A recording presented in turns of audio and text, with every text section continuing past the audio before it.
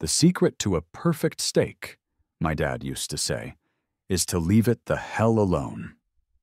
Get the grill hot enough to incinerate a small planet, slap the meat on, and don't touch it. Don't poke it, don't prod it, and for the love of all that is holy, don't flip it more than once. It's a philosophy of beautiful, elegant simplicity. A philosophy that was, I was quickly learning, fundamentally incompatible with life in the preserve at Meadowlands. I stood on my oversized back patio, tongs in hand, a cold beer sweating on the railing next to me, and watched my beautiful, dry-aged ribeye sizzle. The sound was a tiny pocket of rebellion in a sea of mandated tranquility. The air here didn't smell like summer. It smelled like professionally applied fertilizer and judgment. The only sounds were the distant, electric hum of a neighbor's leaf blower, only permissible between 10 a.m. and 2 p.m. on weekdays, and the faint, judgmental rustle of a covenant, condition, or restriction being violated somewhere nearby. This was my new life. Paradise, according to the brochure. A master-planned community designed for harmonious living.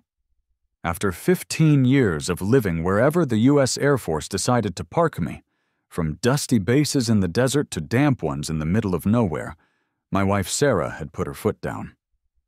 We'd made a tidy sum from a logistics software I'd tinkered with in my downtime, a program that helped coordinate medevac dispatches more efficiently. It had sold for a number that made my eyes water. So, with our 2 kids, a moving truck full of mismatched furniture, and my honorable discharge papers, we'd set out to find normal. We'd landed here, or more accurately, crashed. "Another love letter from your fan club arrived." Sarah's voice cut through my grilling zen. She slid the glass door open and stepped onto the patio, holding a crisp, cream-colored envelope between her thumb and forefinger as if it were radioactive. Which, in a way, it was.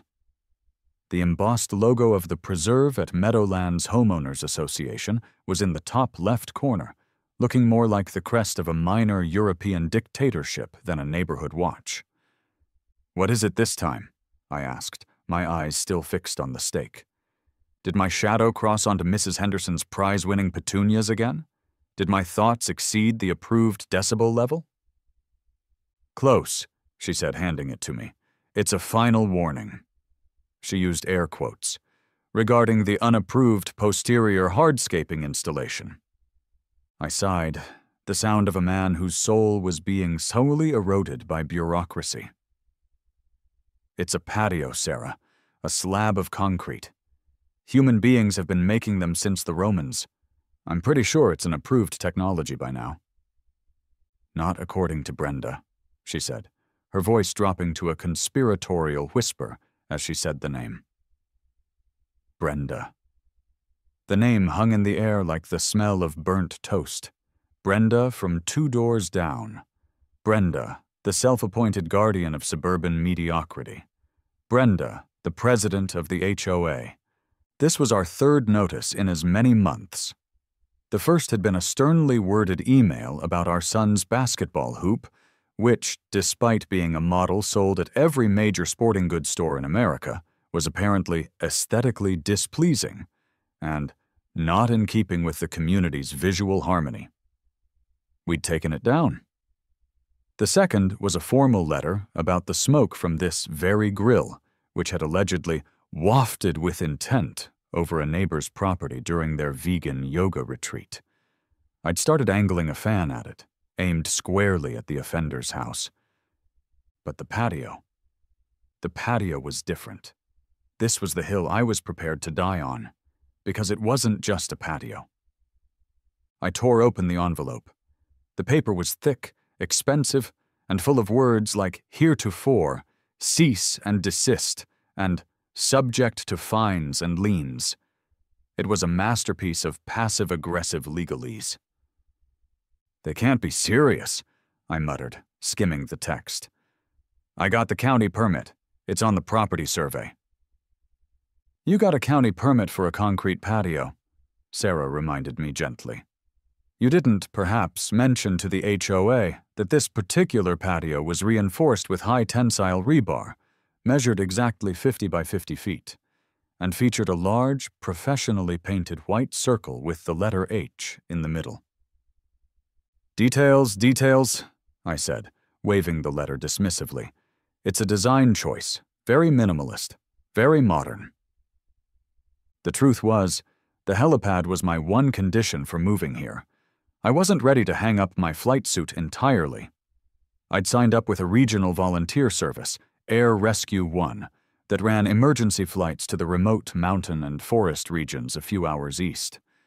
It was my way of scratching the itch, of still feeling useful. Having a pad at my house meant I could cut my response time by half. I'd bought 2 adjacent lots on the far edge of the development, backing onto a swath of undeveloped woodland, specifically for this purpose.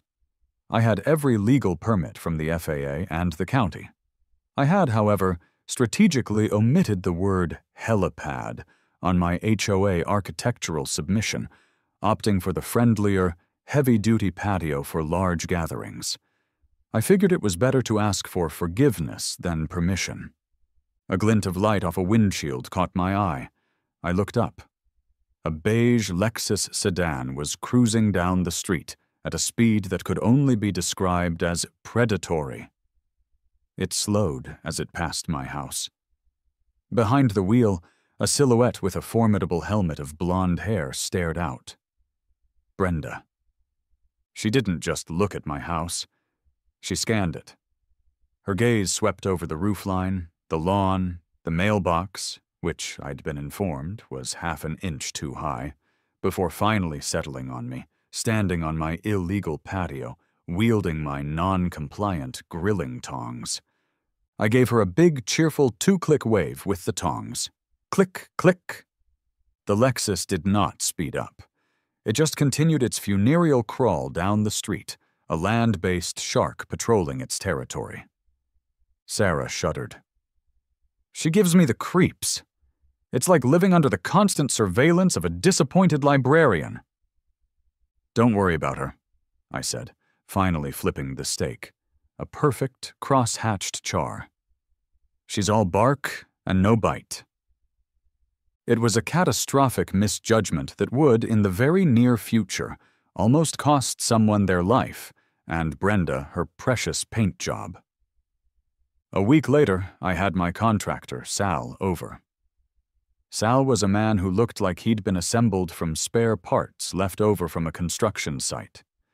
He had a face like a road map of New Jersey, hands like leather work gloves, and a cynical worldview that I found deeply refreshing.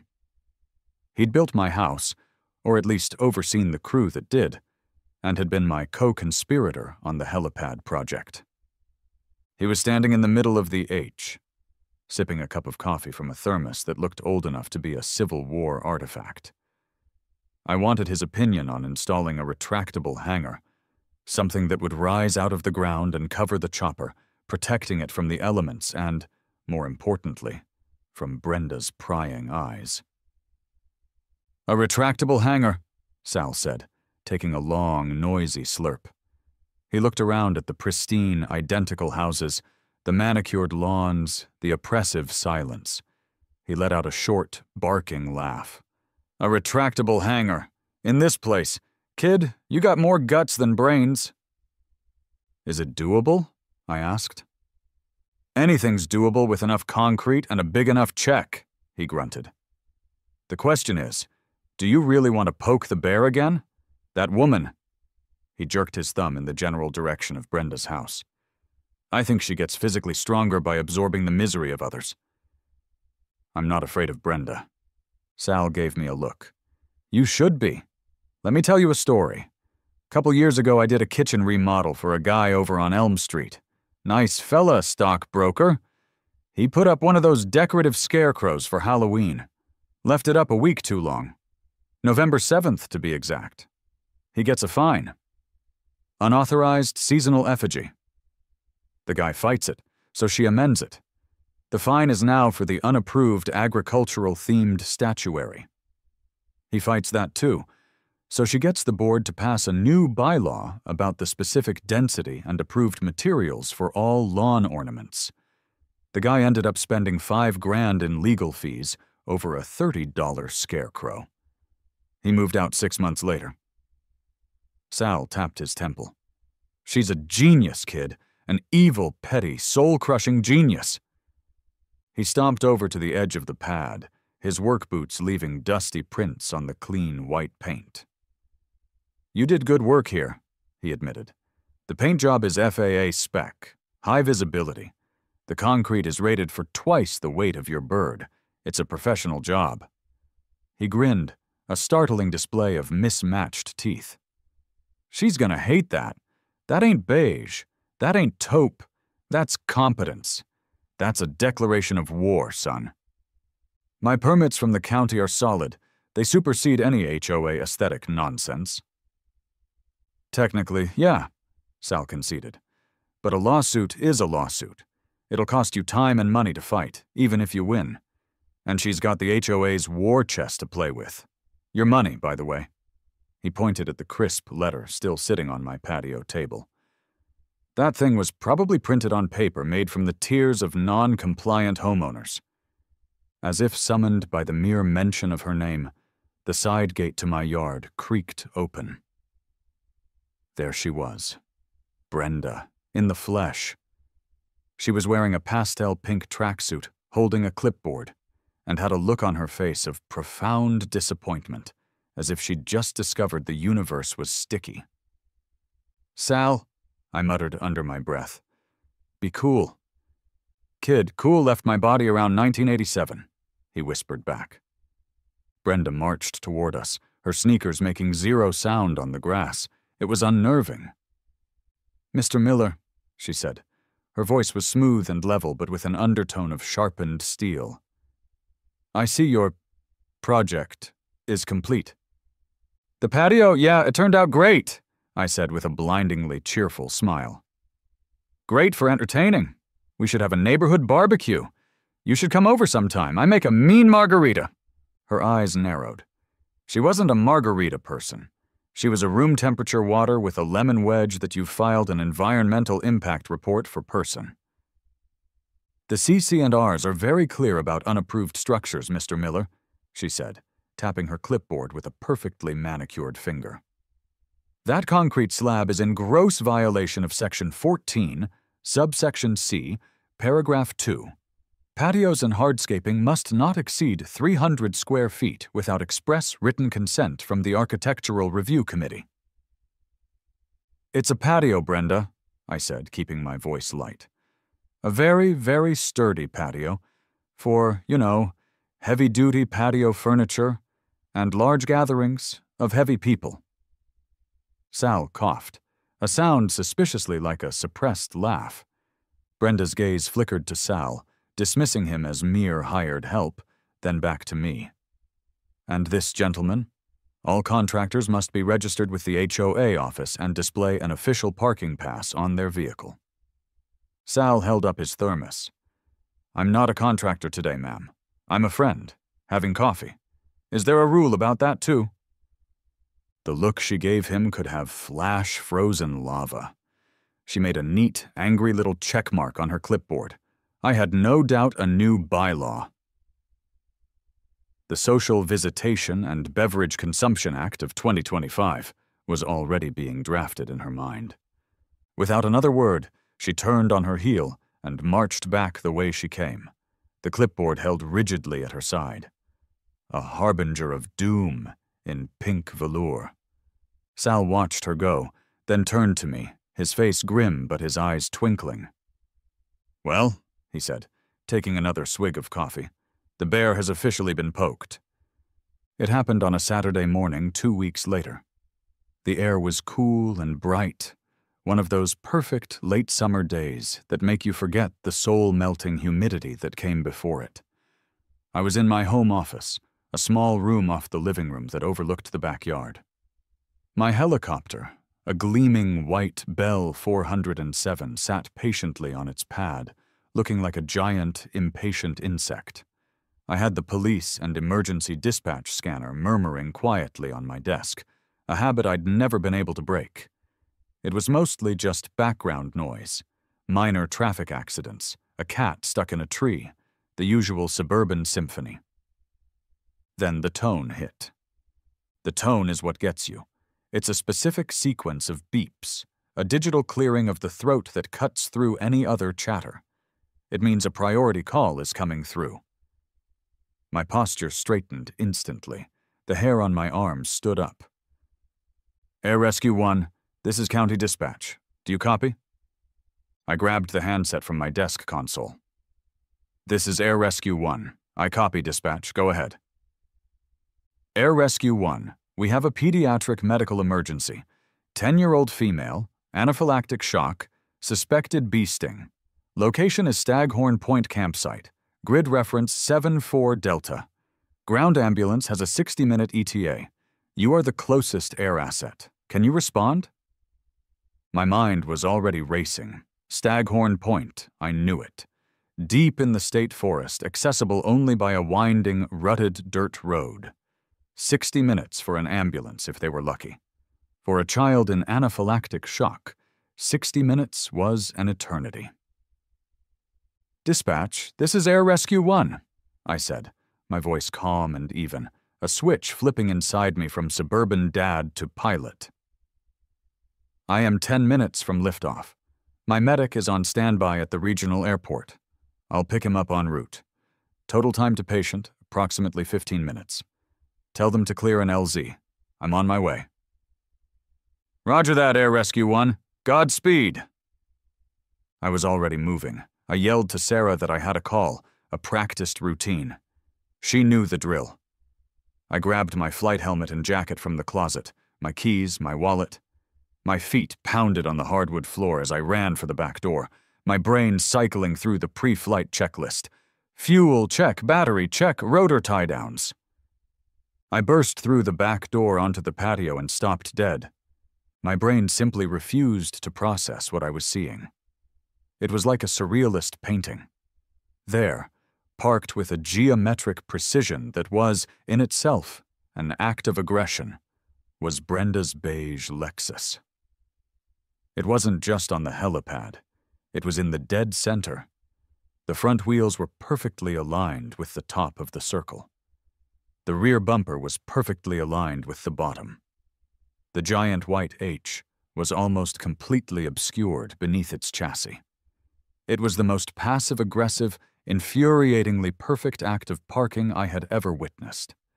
And standing by her own pristine driveway, a good 50 yards away, was Brenda herself. Arms crossed, a smug little smile on her face, holding her phone up, clearly recording. For a second, I just stared. The sheer, calculated malice of it was breathtaking. This wasn't a mistake. This was a statement. This was a checkmate move in her twisted little game. "Brenda!" I roared, my voice echoing across the unnaturally quiet neighborhood. "Move your car, now!" Her smile widened. She didn't move. She just stood there, the queen of her beige kingdom watching the peasant flail. "This is an emergency, Brenda!" I sprinted across the lawn towards her, waving my arms like a madman. "I am on a medevac call. A child is sick. Move the car." She finally lowered her phone, her voice dripping with condescending pity. "I'm afraid I can't do that, Mr. Miller. This is private property, and as you've been repeatedly warned, your patio is an unsanctioned and illegal flight zone. I'm simply documenting this violation for the authorities." My blood pressure spiked into the stratosphere. The dispatcher's words echoed in my head. 10-year-old female. Anaphylactic shock. Time was slipping away. Every second I spent arguing with this woman was a second. A little girl couldn't breathe. "I will pay for a car wash. I'll pay to have it detailed. I'll buy you a new car. Brenda, for the love of God, move the Lexus. I'm sure the authorities will be very interested to hear about your illegal activities," she said, raising her phone again. "Endangering the community with this war machine." I looked at her smug, implacable face. I looked at the beige sedan sitting on my landing zone like a monument to petty tyranny. I looked at my helicopter, my beautiful, powerful Bell 407, sitting useless. And then I looked at the sky. The pilot in my head took over. The mission is the priority. Adapt, improvise, overcome. I stopped running.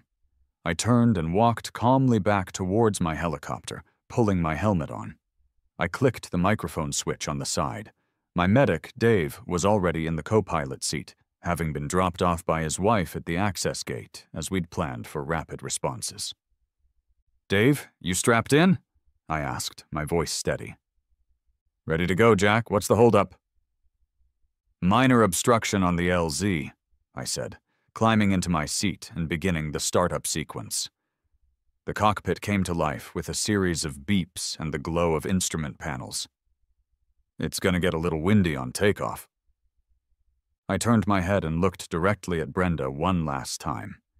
She was still standing there, recording, a triumphant smirk on her face. She thought she'd won. "Last chance, Brenda!" I yelled, my voice barely audible over the initial whine of the turbine. She just shook her head, as if dealing with a petulant toddler. I turned back to my controls. Okay, Plan B. The concrete pad was 50x50. The car was taking up the middle 20 feet. The main rotor diameter of a Bell 407 is 35 feet. That meant if I put the skid on the absolute edge of the concrete, the rotor blade would clear the roof of her car by not much, but it would clear. The lawn on that side was reinforced with a mesh grid for this exact reason. It would hold the weight. My internal monologue was short and to the point. "Well, Brenda, hope you got the premium paint protection plan. And I hope you like the smell of jet fuel, because you're about to get a face full." I took a deep breath and pushed the turbine to flight idle. The world dissolved into controlled chaos. The gentle whine of the turbine escalated into a deep, guttural roar that vibrated through my teeth and into my bones. It was a sound that didn't belong in the preserve at Meadowlands, a sound of raw power that shattered the morning's fragile peace. Through the cockpit bubble, I saw Brenda's smug expression collapse. Her mouth fell open. The triumphant smirk was replaced by a mask of pure, unadulterated horror. She finally understood. I wasn't asking anymore. I eased the collective lever up. The massive 35-foot rotor began to spin, slowly at first, then faster, blurring into a transparent disk above me. The first wave of rotor wash hit the ground like a physical blow. The grass flattened. The leaves on the meticulously maintained ornamental maples thrashed wildly. And then the vortex hit the Lexus. It was glorious.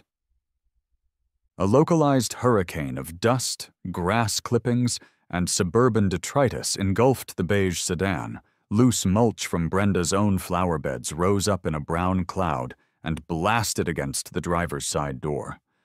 A bright pink lawn flamingo that her neighbor, Mr. Henderson, was inexplicably fond of, was ripped from the ground.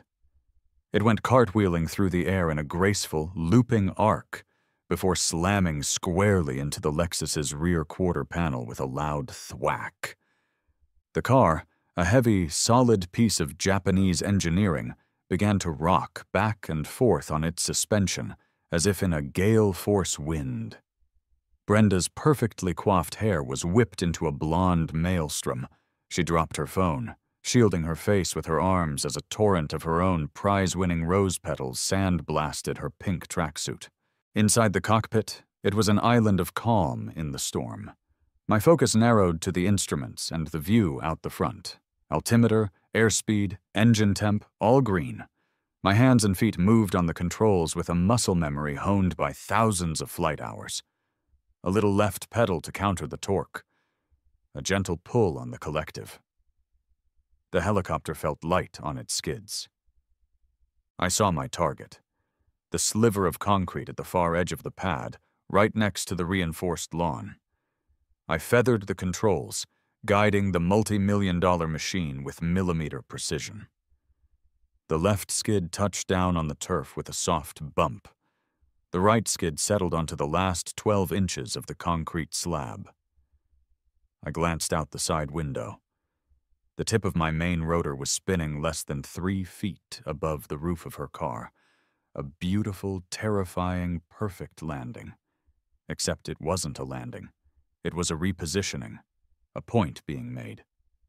Dave, my medic, gave me a wide-eyed thumbs up. He was used to tight spots, but this was a new one. I gave a quick, professional nod back. No time for celebration. A clock was ticking.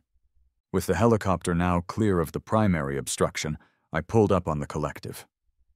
The Bell 407 lifted off the ground, leaving behind a rocking, debris-covered Lexus and a single, stunned woman in a pink tracksuit. We climbed, banking sharply over the cookie-cutter rooftops, the neat green lawns shrinking below us. The preserve at Meadowlands, with its beige rules and petty tyrants, disappeared behind me. I had a job to do. An hour and 15 minutes later, we were back. The mission was a success. The little girl was stable and in the care of doctors at the Children's Hospital. Dave had done his work, and I had done mine. As I descended back towards my house, I saw the scene I had left behind had evolved. The beige Lexus was still there, looking violated and dusty, a pink flamingo comically wedged against its rear tire. But now it had company. 2 local police cruisers were parked on the street, their light bars flashing in silent, strobing judgment. And standing next to the lead car, gesturing wildly with her hands, was Brenda. Her hair was a disaster. There was a smudge of dirt on her cheek. She looked less like a fearsome HOA president and more like she had just survived a tornado, which in a way she had. I brought the helicopter in for a normal landing this time, setting it down gently in the now clear center of the pad. I ran through the shutdown sequence, the roar of the turbine winding down to a whine, then a sigh, then silence. The sudden quiet was deafening. I unstrapped myself, took off my helmet, and stepped out onto the concrete. The 2 officers, both looking impossibly young, were walking towards me. Brenda was right behind them, practically vibrating with rage. This, I thought to myself, was going to be an interesting conversation. The senior of the 2 cops, whose name tag read Miller, had the weary, 1,000-yard stare of a man who had seen too many neighborhood disputes. The other, Davis, was younger, with a fresh haircut and a crisp uniform that suggested he still believed in things like order and procedure. "Sir, could I have a word?" Miller asked, his tone professionally neutral, but his eyes scanning the scene. The helicopter, the Lexus, the flamingo, with a sort of weary amusement. Before I could answer, Brenda surged forward. "A word! A word!" she shrieked, pointing a trembling finger at me. "He should be arrested. Look what he did to my car. He tried to kill me. He used that thing." She gestured at the helicopter as if it were a dragon. "To assault me! This is reckless endangerment, destruction of property. He violated at least a dozen FAA regulations and twice that many HOA bylaws." I remained silent, letting her vent her spleen. It was like watching a volcano erupt, a very noisy, very pink volcano. Miller held up a hand. "Ma'am, please, let me handle this." He turned back to me. "So, want to tell me what happened here?" "Sure," I said calmly. I gave them my name. I explained who I was. I kept it simple. "I'm a volunteer pilot with Air Rescue 1. I got a priority medevac call for a 10-year-old in anaphylactic shock. This is my registered private helipad. Her car was parked on it. I asked her to move it. She refused. I had to take off, so I did." Davis, the rookie, cleared his throat and pulled out a notepad. "Sir, we received a call from this resident about a reckless helicopter landing." "It wasn't a landing, it was a takeoff," I corrected gently. "And it wasn't reckless, it was precise. The landing you just witnessed was the landing." "He's lying!" Brenda screeched. "He deliberately aimed that wind machine at me. My flamingo is broken. There's a scratch on my door." Miller looked at the flamingo, then at the Lexus, then back at me. I could see a flicker of a smile play at the corner of his mouth before he suppressed it. "Do you have any proof of this medevac call?" Davis asked. "All business." "Of course." I pulled out my phone and opened the app we used for dispatch. I showed him the log, the time of the call, the nature of the emergency, the patient's location, the dispatcher's ID number. It was all there, official and time-stamped. Then I pulled my wallet out and handed him my pilot's license, my FAA registration card for the helipad, identifier 1FA4, Miller Private, and my volunteer emergency medical responder certification. Davis's eyebrows went up. He showed the phone to Miller. Miller read the dispatch log slowly, his expression shifting from weary annoyance to something more like respect. He looked over at Brenda, who was tapping her foot impatiently. "So, ma'am," Miller said, his voice now a few degrees colder. "Let me get this straight. You intentionally parked your vehicle on a marked emergency helicopter landing zone?" "It's not a landing zone," she insisted. "It's an unapproved patio. It's a violation of the CC and Rs." "Ma'am," Miller said, with the slow, deliberate patience of a man explaining gravity to a toddler. "This gentleman has shown us an official FAA registration. As far as the federal government is concerned, this is an airport. A very small one, but an airport nonetheless. He then informed you he had a life-or-death emergency, and you refused to move your vehicle?"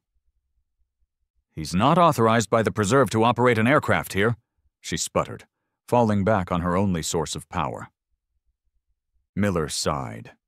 It was a deep, profound sigh that seemed to contain the frustration of his entire career. He looked at me, then at her, then at the sky. "Ma'am, this is no longer an HOA matter. This is now potentially a criminal matter." Brenda's jaw dropped. "What? For me?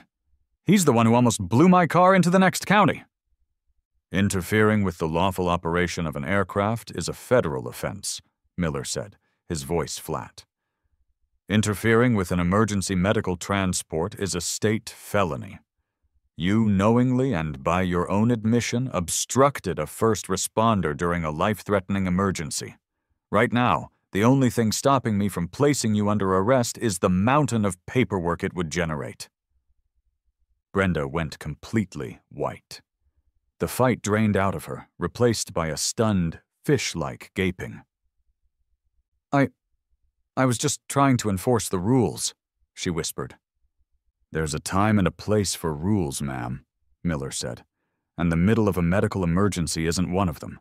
Now I suggest you get in your car, what's left of it, and move it. And I'd think long and hard about who you complain to next." He turned to me. "You shouldn't have any more trouble from us, Mr. Miller. Good work today." He gave me a short, respectful nod. Davis, looking slightly dazed by the turn of events, echoed the nod. They walked back to their cruisers, leaving me, Brenda, and the flamingo in a tense, silent tableau. Brenda stared at me, her eyes burning with a mixture of humiliation and pure, unadulterated hatred. If looks could kill, I'd have been a smoking crater on the pavement. She didn't say a word. She just wrenched the flamingo from her fender, got into her dusty, leaf-covered Lexus, and sped away, leaving a trail of bruised ego and mulch in her wake. I stood there for a long moment, the adrenaline finally starting to ebb, replaced by a deep, weary satisfaction. I had won the battle. But as I looked at the tire tracks on my lawn and the faint scratch on my perfect concrete, I knew the war was just beginning. The first salvo in Brenda's war of attrition arrived 3 days later. It wasn't a single envelope this time. It was a thick, menacing packet of documents delivered by a certified courier. a clear escalation in the paper-based hostilities. Sarah put it on the kitchen counter like it was a live grenade. "It's from her lawyers," she said, her voice tight with anxiety. I flipped through the pages. It was a symphony of bureaucratic vengeance. There was a fine for unauthorized use of lawn for vehicle parking, accompanied by a grainy photo of my helicopter's skid on the grass. There was a fine for excessive noise generation outside of approved hours, a fine for wind-based redistribution of community landscape materials.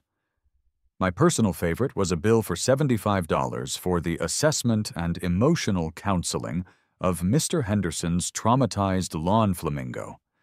And at the end of it all was the real threat: a formal notice of intent to place a lien on our property for the total sum of the fines, a cool $5,000, and to begin legal proceedings to force the removal of the unapproved structure.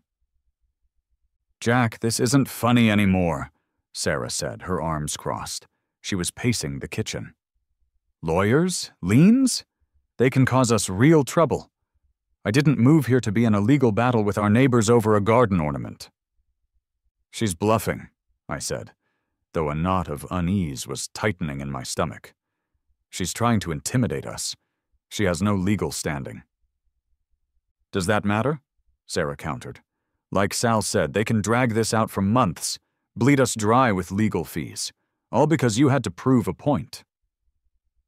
"I didn't prove a point, Sarah. I saved a kid's life." "I know that," she said, her voice softening. "And I'm proud of you for it, but I'm also worried. I just wanted a normal, quiet life. And right now, we're the neighborhood pariahs with a $5,000 bill for a plastic bird." She had a point.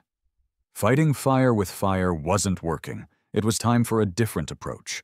It was time for malicious compliance. The next morning, I began my campaign. First, I downloaded the official HOA architectural modification request form. I filled it out in painstaking detail. Project description: minor cosmetic paint repair to neighbor's vehicle, necessitated by interaction with wind-displaced avian statuary. Under materials to be used, I listed the exact make, model, and color code for Brenda's Lexus paint, and attached a 10-page printout of its material safety data sheet. Under project timeline, I estimated 45 minutes, but included a 15-page contingency plan for potential weather delays, including diagrams for windbreaks and a request for a variance to erect a temporary canopy. I mailed it to the HOA, registered mail. Next, I went out to the front lawn with a tape measure and a notepad. I measured the height of my grass. It was 2.75 inches. The HOA bylaw stipulated a maximum of 3 inches. I took a photo of the tape measure next to the grass, time-stamped it, and emailed it to the HOA board with the subject line: Daily Lawn Height Compliance Report, August 16, 2025. Then I addressed the flight issue. I drafted a document titled Community Awareness and Transparency Initiative, Proactive Flight Path Notification. It was a formal-looking flight plan for any potential future medevac calls, complete with diagrams of approach and departure vectors, estimated noise levels at various distances, and a list of emergency contact numbers. I printed 50 copies and hand-delivered one to every house in the preserve, along with a friendly, personally signed note. "Just want to keep you all in the loop. Your safety is my #1 priority." The effect was immediate. I started getting furtive, appreciative nods from neighbors when I checked the mail. Mrs. Henderson came over to thank me, explaining that Brenda had actually tried to fine him for his flamingo not being properly secured. My biggest breakthrough, however, came from the house to my left. Chad. Chad was a quiet guy in his early 30s who worked from home for some big tech company. He had been one of Brenda's early victims, fined for having the wrong shade of white on his window trim. It was Chantilly lace when the approved color was Swiss coffee. He'd been living in fear ever since. I caught him by his mailbox, pretending to inspect a loose hinge. "Hey, Chad," I said casually. "Crazy weather we've been having, huh? Very windy." He gave a nervous laugh. "Yeah, crazy. Hey, that letter you dropped off, that was pretty cool." "Just trying to be a good neighbor," I said. "Unlike some people." I saw a flicker of something in his eyes, the simmering resentment of the oppressed. "Listen," I said, lowering my voice. "I'm fighting back against her, but I could use some help. You're a computer guy, right? A data wizard?" He nodded, looking intrigued. "The HOA is supposed to publish its financial records to all homeowners," I said. "It's in the bylaws, but they make it impossible to find. I was wondering if you'd be willing to do a little digital digging, see where our money is actually going." A slow grin spread across Chad's face. The fear in his eyes was replaced by the gleam of a man who had just been handed the keys to the kingdom. "I think," he said, pushing his glasses up his nose, "I could probably do that." The resistance had its first recruit. Sal showed up a week later to start the initial survey for the retractable hangar. He parked his beat-up Ford F-150 on the street, a bright orange HOA-approved contractor parking pass displayed prominently on the dash. He'd clearly gotten my email. He found me on the helipad, hosing the last of the Lexus-related mulch off the concrete. "Heard you started a revolution," he said by way of greeting. He was holding 2 coffees and a bag of donuts. He tossed me one. "The guys at the lumberyard are taking bets on how long before she tries to have your helicopter towed." "I'd like to see her try," I said, taking a bite of a cruller. "So, what do you think? Hangar still doable?" "Kid, after what you pulled, I'd build you a launch pad to the moon if you asked me to." He took a long sip of coffee, surveying my work. "This malicious compliance thing, it's a work of art. The request to paint her car was my favorite. I showed my wife. She hasn't laughed that hard since I tried to install our dishwasher." We sat on the edge of the helipad, a couple of practical guys plotting against a force of pure bureaucratic chaos.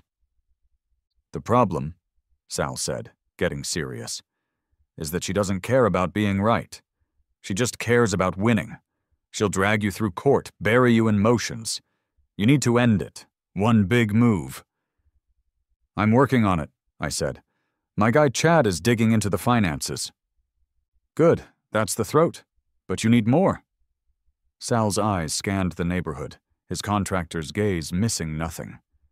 "You see that?" He pointed with his chin towards Brenda's house. "Her fence. The post on the far right corner. It's got a lean to it, maybe 5 degrees. That's a structural integrity violation, Section 8, Paragraph D." My jaw dropped. "How do you know that?" "I built half these damn fences," he grunted, "and I've been sued over every single one of them. And look there." He pointed again. "Behind that big rose bush. Is that a garden gnome?" I squinted. Sure enough, peeking out from behind a curtain of leaves was the unmistakable red hat and white beard of a small ceramic gnome. "Gnomes, ghouls, and other mythical creatures are expressly forbidden," Sal recited from memory. "Bylaw 22A. The hypocrisy of 1,000 suns, this woman." It was perfect. She was a walking, talking violation of her own sacred texts, but it still felt small. Finding her for a gnome felt like fighting on her level. I needed something bigger. The answer arrived that afternoon in the form of Chad, who showed up at my door looking like he'd just seen a ghost. He was pale, sweating, and clutching his laptop like it was a holy relic. "I found it," he whispered, stepping inside. "I found the whole damn thing." He sat at my kitchen table and opened his laptop. He'd managed to access the HOA's full, unredacted financial statements for the past 5 years. "Okay, so check this out," he said, his fingers flying across the keyboard. He pulled up a series of invoices. "The HOA pays a company called Meadowlands Premium Landscaping, a retainer of $20,000 a month. That's $250,000 a year. For mowing the common areas and planting some seasonal pansies." "That seems high," I said. "It is," Chad confirmed. "I got quotes from 3 other major commercial landscapers in the area. The highest bid for the same work was $8,000 a month. We are paying almost triple the market rate." He clicked another link, bringing up the state's corporate registration database. "So I looked up this Meadowlands Premium Landscaping. Guess who the owner is?" He didn't need to say it. I already knew. "It's not Brenda, is it?" I asked. "Worse," he said, turning the laptop to face me. "The owner is listed as one Gary Peterson." He then pulled up Brenda's social media profile. Her maiden name was Peterson. A quick search later, and we had a photo of Brenda, Gary, and their spouses at a family reunion. Gary was her brother-in-law. "It's a conflict of interest at best, and straight-up embezzlement at worst," Chad said, a tremor of excitement in his voice. "She's been funneling HOA dues, our money, to her own family for years." I looked at the invoices. I looked at the family photo. I looked at Chad, the quiet tech guy who had become the Woodward to my Bernstein. This wasn't a gnome. This wasn't a leaning fence post. This was the silver bullet. Brenda, in her infinite arrogance, handed us the gun and told us where to point it. She called an emergency board meeting for the following Wednesday. The email, sent to the entire community, was a masterpiece of self-righteous indignation. The agenda was simple. 1. A final vote to place a lien on the property of Jack Miller for ongoing and flagrant violations. 2. A vote on retaining legal counsel to file for a court-ordered injunction forcing the immediate and permanent removal of the illegal helipad. The meeting was held in the community clubhouse, a sterile, beige room that smelled faintly of air freshener and shattered dreams. Nearly the whole neighborhood turned out. The room was divided. On one side sat Brenda's cronies, a handful of fellow board members and residents who enjoyed the rigid order she imposed. On the other side were the undecideds, the fearful, the ones who just wanted to be left alone. I sat in the front row with Sarah and Chad, a manila folder full of printouts resting on my lap. Brenda stood at a podium at the front of the room, radiating righteous fury.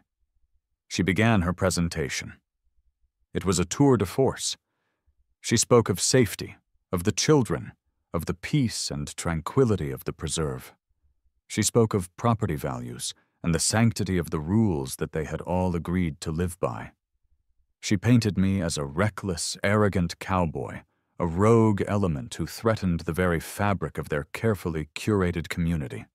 She showed pictures of her car, of the traumatized flamingo, of my helicopter, which she called an instrument of chaos. She was good. I had to give her that. By the time she finished, a murmur of agreement was rippling through her side of the room. She looked directly at me, a triumphant glint in her eye. "The board now moves to vote on placing a lien on the property at 128 Peregrine Court." "Point of order." My voice cut through the silence. Every head turned towards me. "According to the bylaws," I said, standing up, "any homeowner facing a fine or lien has the right to address the community before a final vote." Brenda's lips thinned into a razor-sharp line. She couldn't refuse. It was in her own sacred text. "You have 5 minutes, Mr. Miller." I walked to the front of the room, but I didn't stand at the podium. I stood in front of it, closer to the people. I didn't have a presentation. I just had the folder. "Hello, everyone," I started. "My name is Jack, and I'm the guy with the helicopter. Brenda is right about one thing. I broke the pattern of this neighborhood. It's loud, it's unusual, and it's not beige." A few people chuckled nervously. "But I want to tell you why it's there. 2 weeks ago at 10:14 on a Saturday morning, I took off from that pad. 45 minutes later, I was transporting a 10-year-old girl named Lily to the Children's Hospital. She'd been stung by a bee at a remote campsite, and her throat was closing up. The doctors said another 15 minutes and she wouldn't have made it. I paused, letting that sink in. The room was dead silent. I don't fly that helicopter for fun. I do it to help people like Lily. I pulled my phone out of my pocket. I'd like to play you something. I pressed play. A woman's voice, thick with emotion, filled the room. Mr. Miller, this is Mary, Lily's mom.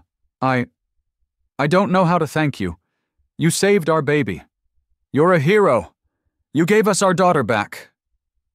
I stopped the recording. I looked around the room. Several people were dabbing their eyes. Sarah squeezed my hand. So, yes, I continued, my voice quiet but firm. My helicopter is loud, and I'm sorry if it disturbs you, but I can't apologize for being able to save a little girl's life. Some things are more important than rules. I opened the manila folder. Speaking of rules, I'd like to talk about another one. The one about fiscal responsibility. The one about how our HOA dues are supposed to be used for the good of the whole community. Chad got up and connected his laptop to the projector. The first invoice appeared on the screen behind me. This is an invoice from Meadowlands Premium Landscaping for $20,000 for 1 month. We've been paying this company $250,000 a year for 5 years. I clicked to the next slide, the competing quotes. This is what the same work should cost, about a third of that. A low murmur started to build in the room. Now, you might be asking, why would our HOA president approve such an inflated contract? Well, I clicked to the final slide. It was the family photo of Brenda and her brother-in-law, Gary Peterson, the owner of the landscaping company. The room erupted. It was no longer a murmur, it was an uproar. People were shouting, pointing, demanding answers. Brenda stood at the podium, her face ashen. She tried to speak, to deny it, but her voice was drowned out. "This isn't about helicopters or property values," I yelled over the din. "This is about trust. This is about our money. Is this the kind of preserve we want to live in? One where the rules are more important than a child's life, and our dues are used to enrich the president's family?" Mr. Henderson, the owner of the Flamingo, stood up. "I call for a vote," he shouted. "A vote of no confidence in President Brenda Peterson." "Seconded!" yelled another homeowner. It was a tidal wave. The vote wasn't even close. It was a near unanimous public shaming. Brenda was ousted, right there, in the clubhouse she had ruled like a tyrant. She gathered her things in a stunned silence and fled the room, not even making eye contact with her former subjects. The revolution was over. 3 months later, I was on my patio, grilling a steak. It was a perfect Saturday afternoon. The air smelled of charcoal and freedom. A lot had changed. The new HOA president was Deb, a reasonable woman from down the street whose primary platform had been, "Let's all just act like normal human beings." The first bylaw she'd passed, with overwhelming support, was simple. Emergency vehicles and aircraft, in the course of their official duties, are exempt from all aesthetic and noise ordinances. Brenda had put her house on the market the week after the meeting. It sold in a day. I heard she moved to a condo downtown with no lawn to worry about. I almost felt sorry for her. Almost. My retractable hangar was complete. Sal had done a magnificent job. With the press of a button, a section of the helipad would silently split apart, and a sleek, low-profile hangar would rise from the ground. It kept the helicopter safe and, more importantly, out of sight. It was the perfect compromise. I had become something of a low-key neighborhood legend. People waved when I drove by. Kids would sometimes leave crayon drawings of helicopters in my mailbox. It was a strange and unexpected turn of events. Sarah slid the patio door open and brought me a cold beer. She leaned against the railing, watching me. "You look happy," she said. "I am happy," I admitted. "Life is quiet." She smiled. "About that, Got a call earlier. Non-emergency this time. Some producer from the local news. They want to do a hometown hero segment. On you. I groaned, but I was smiling too. I looked at my beautiful house, my amazing wife, the closed doors of my hangar. I had fought the law, and I had won. I'd found my normal. Even if it was a little louder and more complicated than I'd planned. I flipped the steak. It was perfect. I hadn't poked it, I hadn't prodded it, I had let it be. My internal monologue, my constant, snarky companion, had one last thing to say as I looked out over the peaceful, beige-free kingdom I now inhabited. A quiet life. Yeah, right. At least the lawn flamingos are staying on their own side of the street now, mostly.